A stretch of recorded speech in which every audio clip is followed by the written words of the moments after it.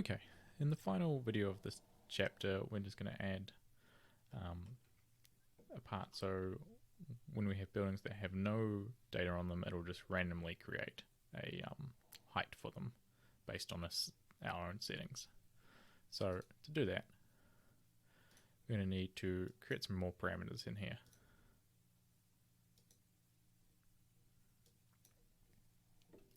And what we're going to do, let's start by making a toggle.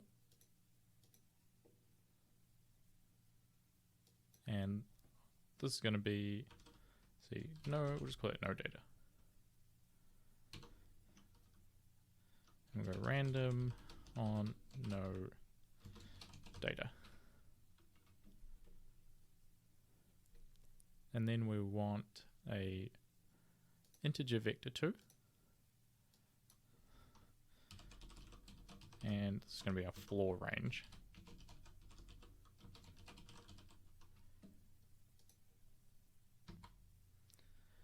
And finally, let's add a seed parameter.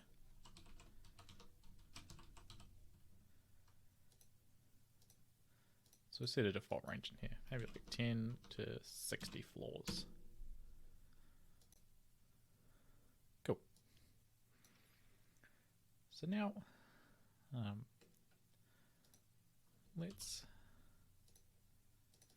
put this check for building levels, and copy this holding Alt.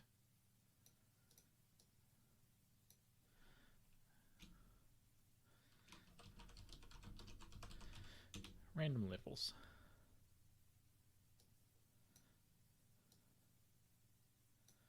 And in here we need to do a fit 0, 1, so this will fit. We're going to generate a random range, that'll be 0 to 1, and then we'll fit it between our floor range we want. So let's go rand, return us a random value, at the prim num, so the primitive number, and then we'll just go plus and look up that seed value. And we want to set it between this floor range here. So we called that floor range. So we need to go channel, floor range X. Let's just copy that. And floor range Y.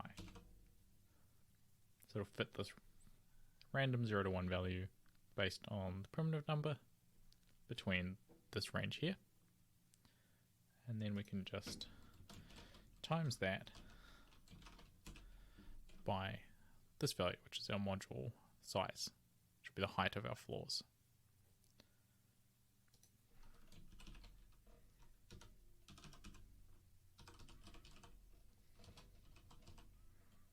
Module size Y.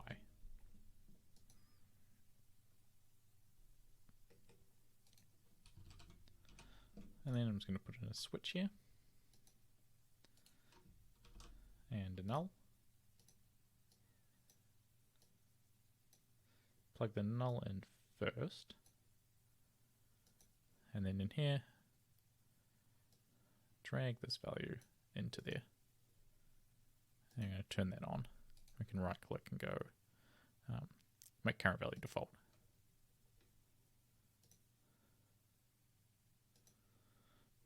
Cool.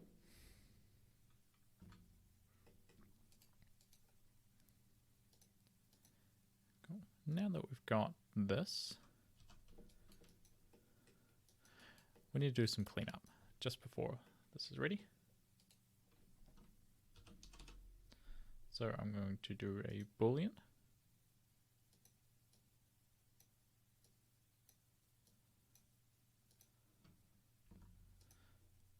And we want this boolean to be set to union. And everything else should be able to be left the same.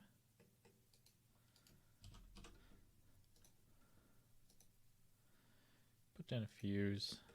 Actually, before we do a boolean, let's also make sure this is normalized, or recalculate the normals.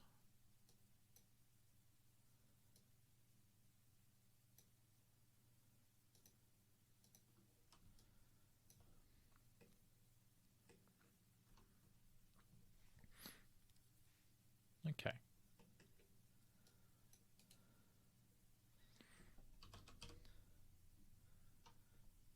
Now let's do a for each connected piece. So we'll loop over all of our separate buildings, because what I want to do is have a quick way of identifying each building, because later on we want to be able to assign things to specific buildings. So we're just going to build a little thing to show a visual of the building ID that we're about to create.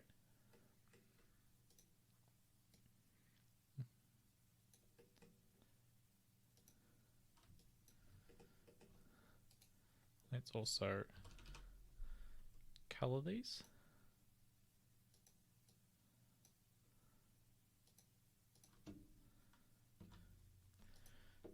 And on this, I'm going to change this from class to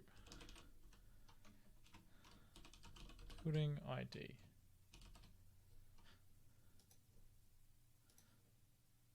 Delete existing color. We don't really need that, but we might as well. Class, let's do a primitive and a random from attribute.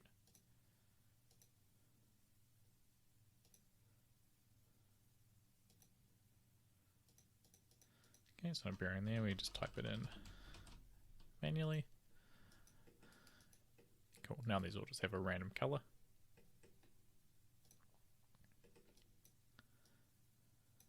And I'm just going to turn on single pass down here.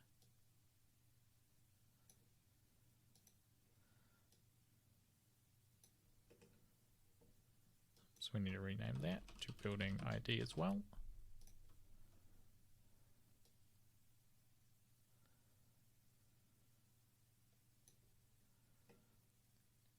Let's find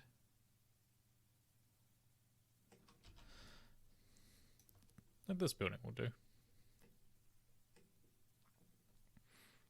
Okay. I'm going to put down a null.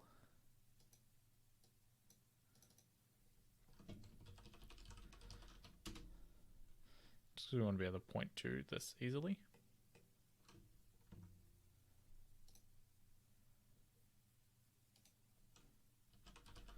And now I'm going to put down a font. And in here, do in tilde, which is the one before one. And we go prim.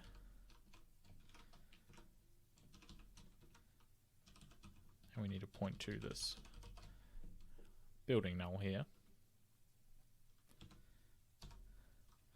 So we want to get it on prim number 0. Get the building ID. And then just put in 0 because it's not a vector value or anything like that. And then in here, I'm going to do an expression called centroid and get this to position it directly in the center.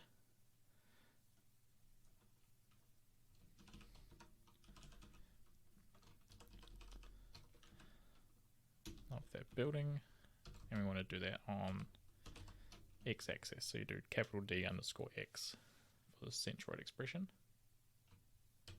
Copy that. Come into y here, and I'm going to change this from centroid to bbox or bounding box. I want to do d underscore y max and +1. And then finally center it in here and just change it from X to Z. Rotate this -90 and make the font size nice and large. That's what this should end up with. What have I done?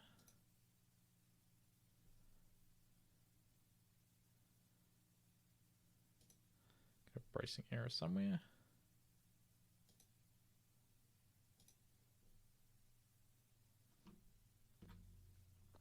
Now, here it is. There we go.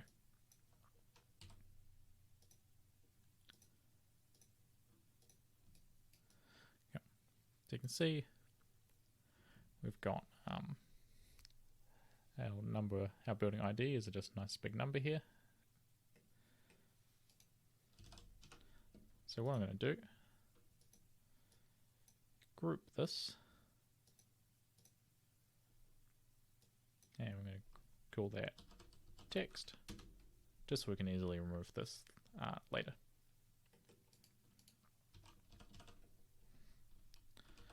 Then I'm going to put down an attribute transfer.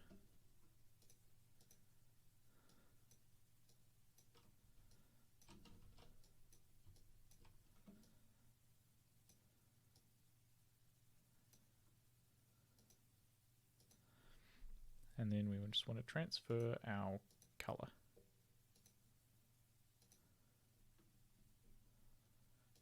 We don't need a distance threshold for this. And then a quick wrangle.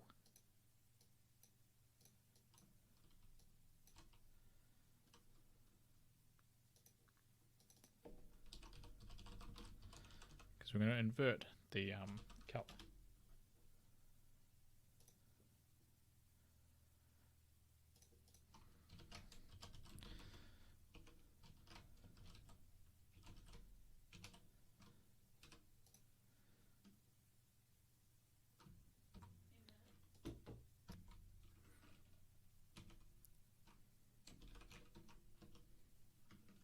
You need to make sure you invert it by just taking the white, pure white, and minusing the color from it. And that should give us the inverted color.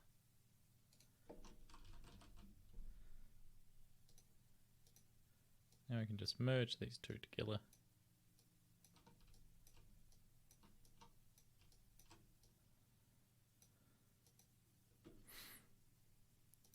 Turn off single pass now.